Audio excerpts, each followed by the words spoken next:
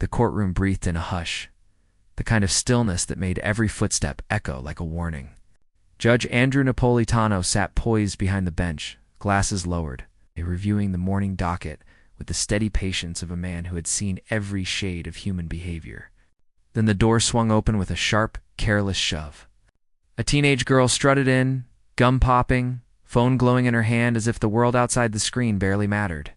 She didn't look at the clerk, didn't acknowledge the officers, didn't even pause before muttering, loud enough for the walls to hear, "This is a waste of my time." A ripple of disbelief passed through the room. Court officers straightened. Spectators exchanged surprised glances.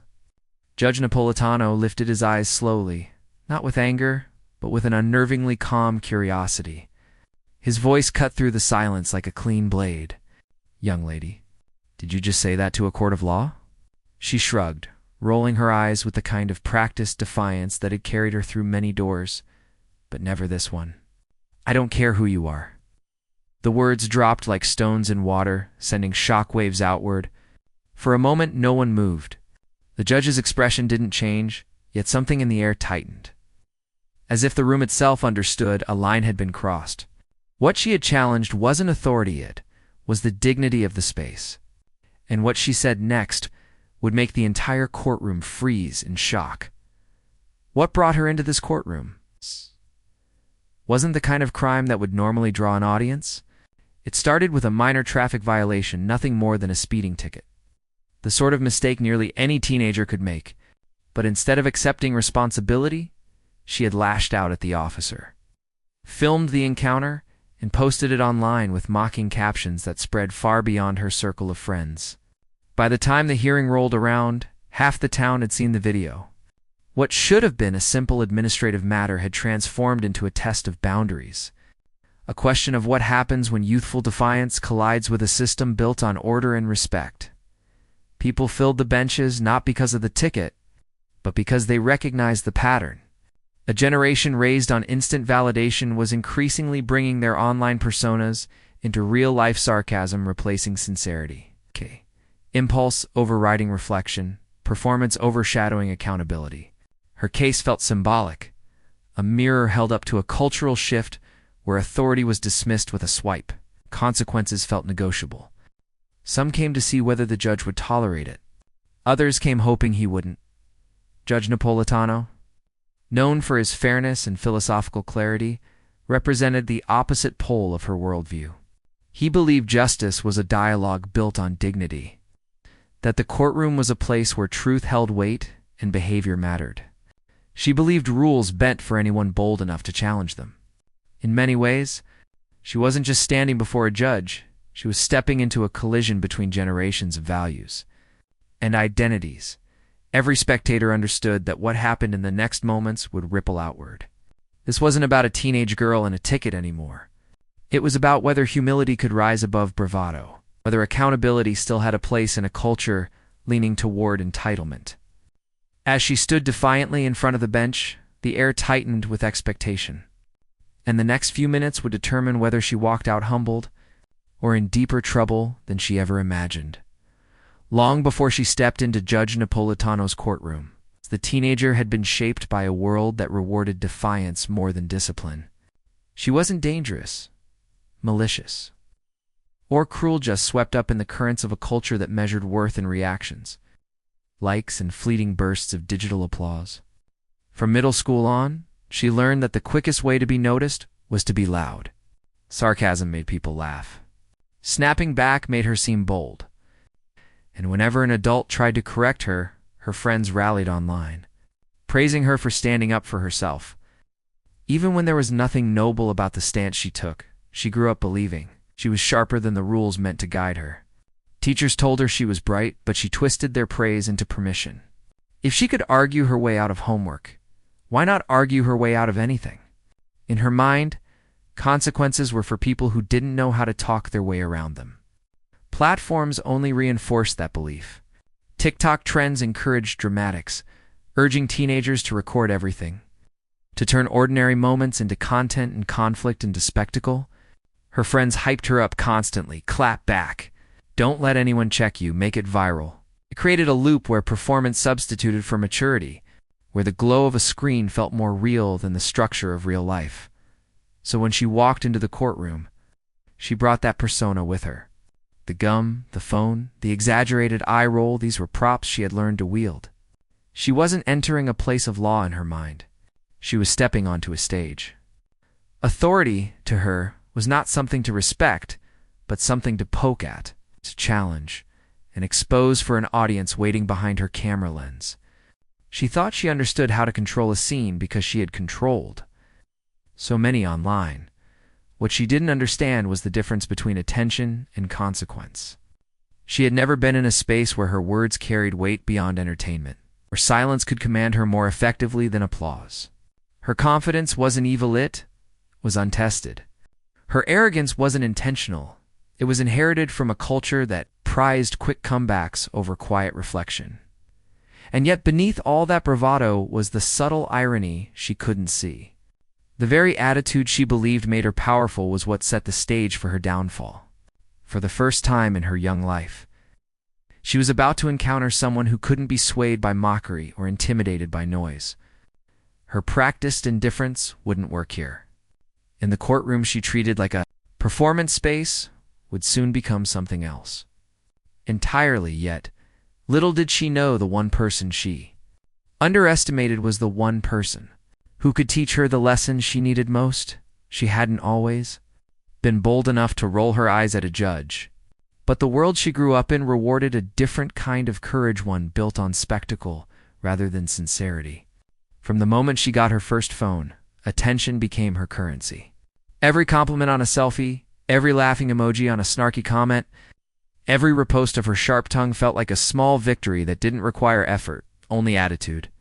In her universe, clout mattered more than accountability, sarcasm more than sincerity, and performance more than responsibility. She learned early that being loud got reactions, and reactions felt like approval. Her friends fed the cycle. They hyped her up on TikTok, telling her she had main character energy, urging her to record everything, clap back at anyone who challenged her, and chase the next viral moment. She became fluent in indignation, quick comebacks, and the art of pretending she was above it all. Rules were for other people's, less clever people. Less clever people. She'd been told more than once that she was too smart to be constrained by expectations, and she wore that idea like armor. So when she entered the courtroom, she didn't see it as a solemn place where stories collided with consequence. She saw a stage. She saw an audience. She saw an opportunity to show that she could push the boundaries and walk away untouched. Authority was just another outdated concept to challenge, another structure to poke holes in. After all, online, she always had the last word. Why should real life be any different? What she never considered, what she couldn't imagine, was that the courtroom didn't operate by the rules of her digital world. Here, silence had weight. Respect wasn't optional. And the man seated behind the bench wasn't another background character to be dismissed with a smirk. She believed she was steering the moment. But her confidence carried an irony. The very attitude that brought her validation online was the exact trait setting her up for a lesson she had never anticipated. She didn't know it yet, but the seeds of her downfall weren't planted by anyone else. They were planted by the version of herself she had built to survive the endless hunger for attention. And the soil she walked into was far less forgiving than a comment section. Yet little did she know the one person she underestimated was the one person who could teach her the lesson she needed most. The moment the judge began speaking, she cut across his words with a sharp, impatient sigh, as if his voice were an interruption in her day, rather than the other way around. She tapped her phone against her palm, rolling her eyes so dramatically the entire courtroom seemed to shift back in disbelief. When he tried again, come steady, deliberate, she lifted her chin and snapped, "Are you done talking?" The gasp that followed wasn't just from shock. It was from the collective recognition that a boundary had been crossed in a place where boundaries meant everything.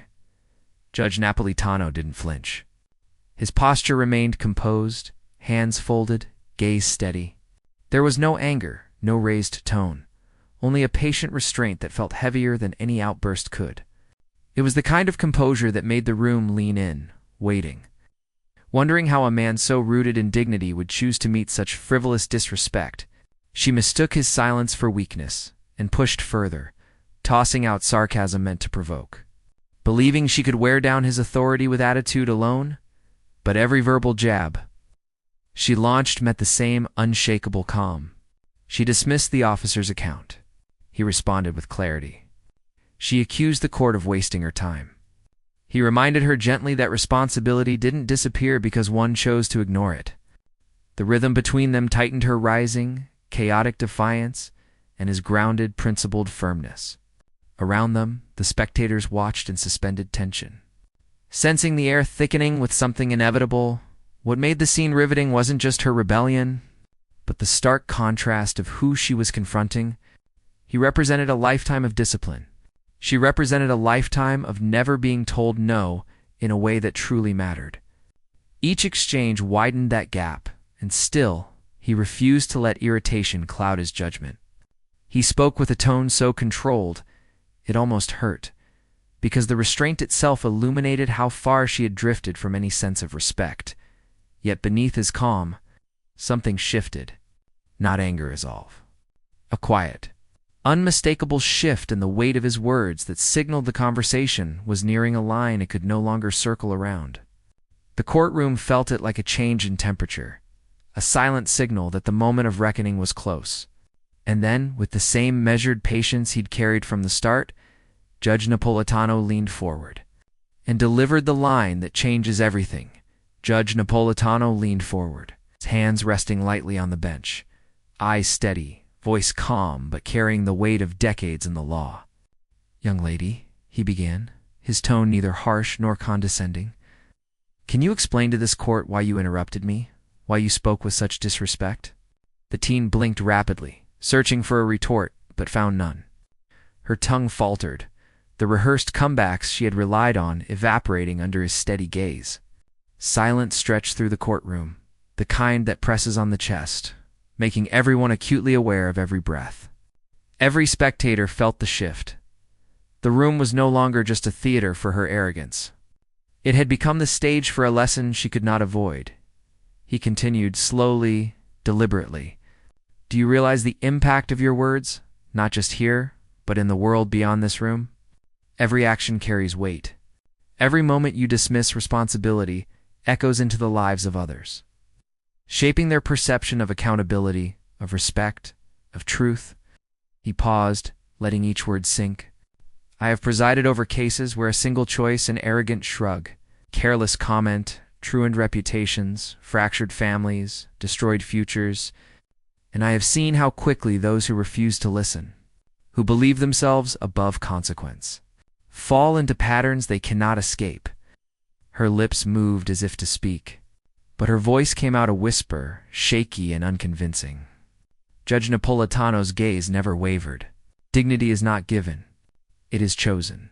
Respect is not demanded. It is earned. And you, right now, have a choice: to continue on a path of defiance or to recognize the power of your own accountability. A murmur ran through the courtroom as the tension coiled tighter.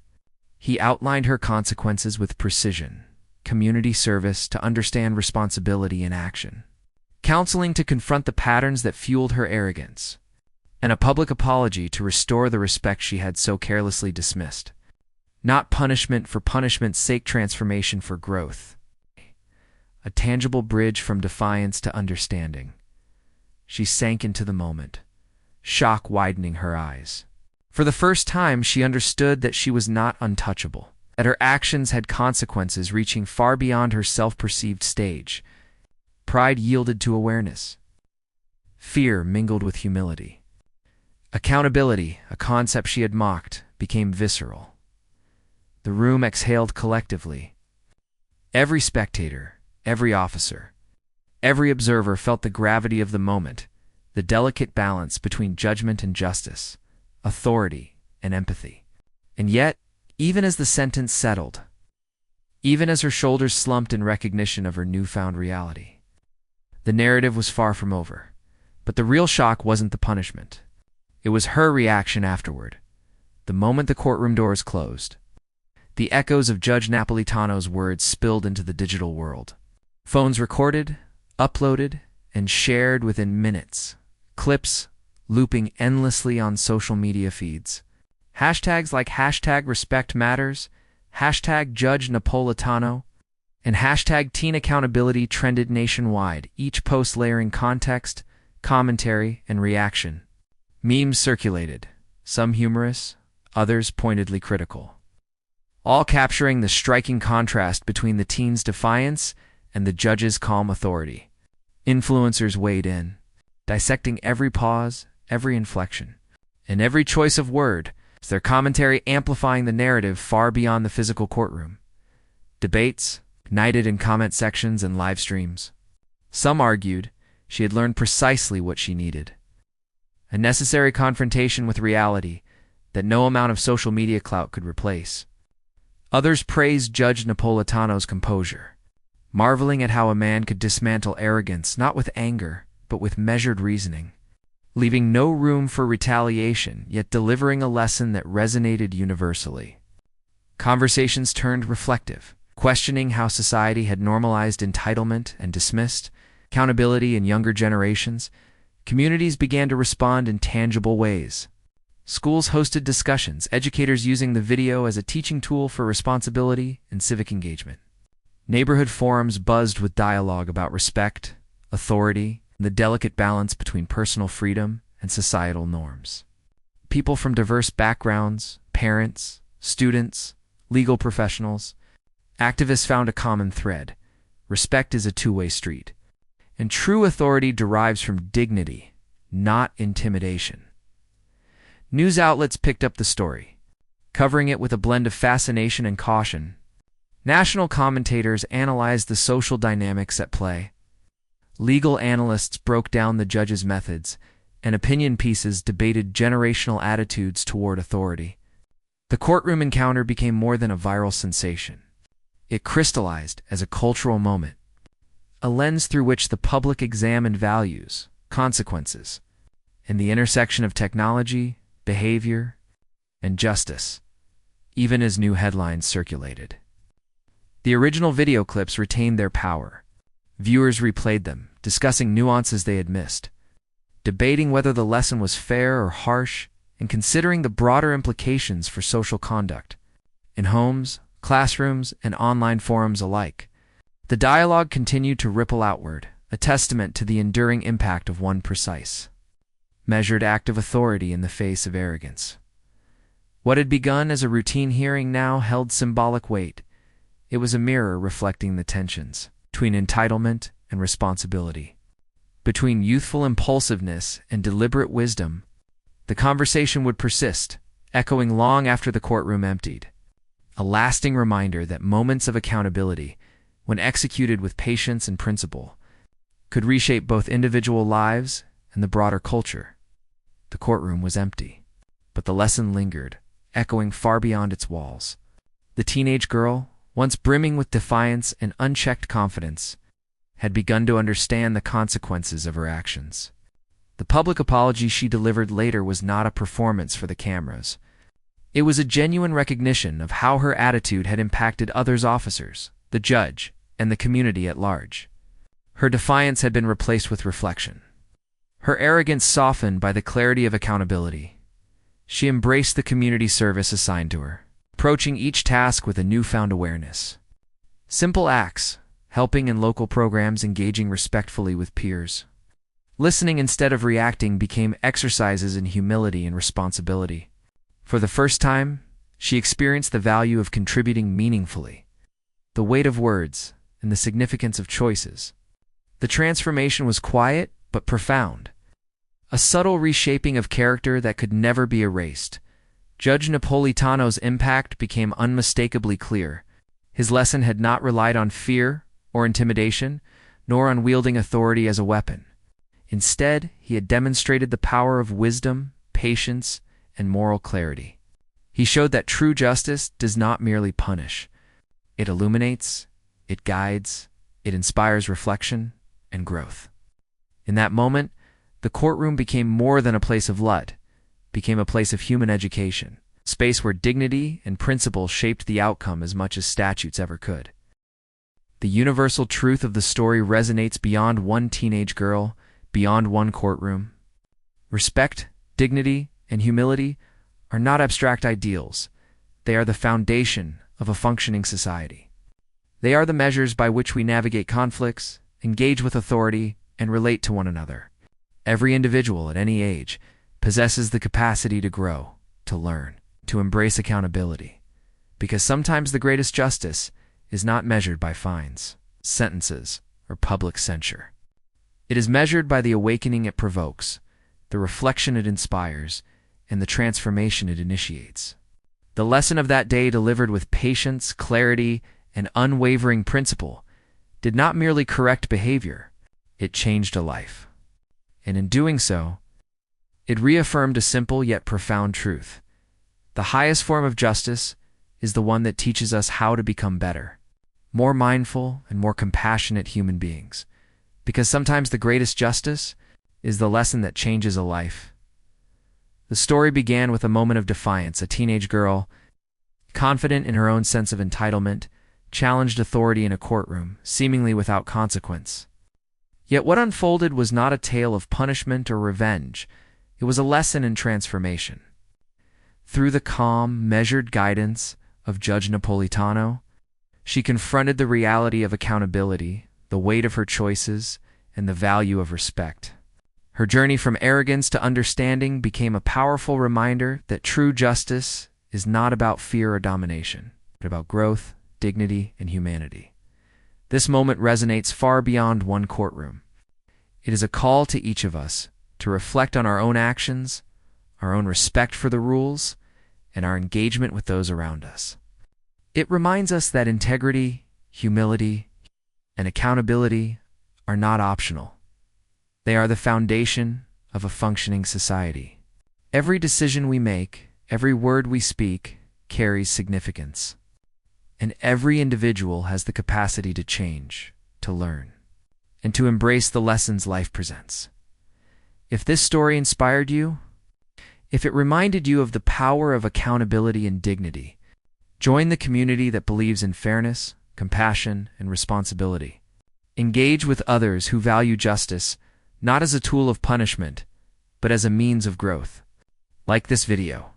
Comment your thoughts. Subscribe to be part of ongoing conversations that challenge, uplift, and educate. Share it with someone who needs to witness the power of patience and principle in action. Together, we can amplify the lessons that matter, creating a ripple effect of respect, reflection, and transformation. Because in the courtroom of life, character is the ultimate verdict.